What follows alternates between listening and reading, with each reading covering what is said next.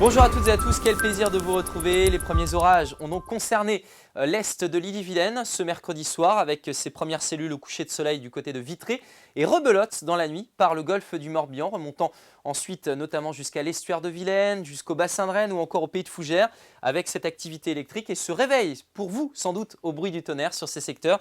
Et en tout cas la végétation aura apprécié ces pluies réparties sur 1 à 3 heures, donc au bénéfice des sols.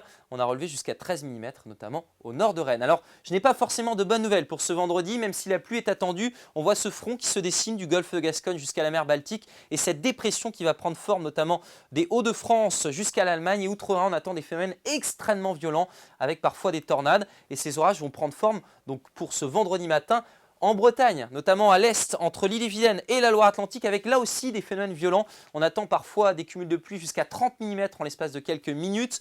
De la grêle, une forte activité électrique, quelques bonnes bourrasques de vent également.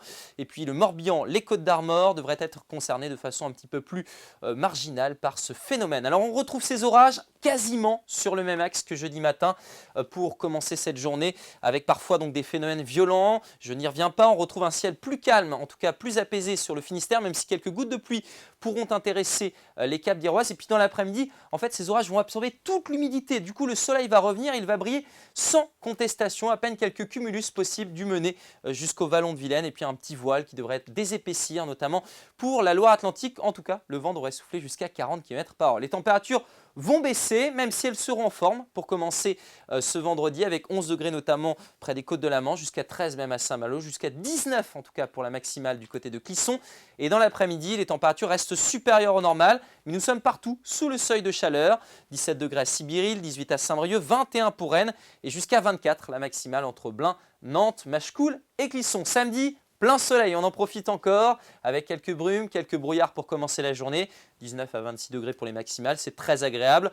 Pour votre dimanche, le temps va se gâter. On commencera avec quelques gouttes, quelques pluies, un temps de plus en plus lourd et puis finalement des orages qui devraient finir par parvenir jusqu'à nous. C'est plutôt dans la nuit de dimanche à lundi que ces orages vont éclater. Et lundi, changement de temps, on passe dans l'air beaucoup plus frais cette fois-ci.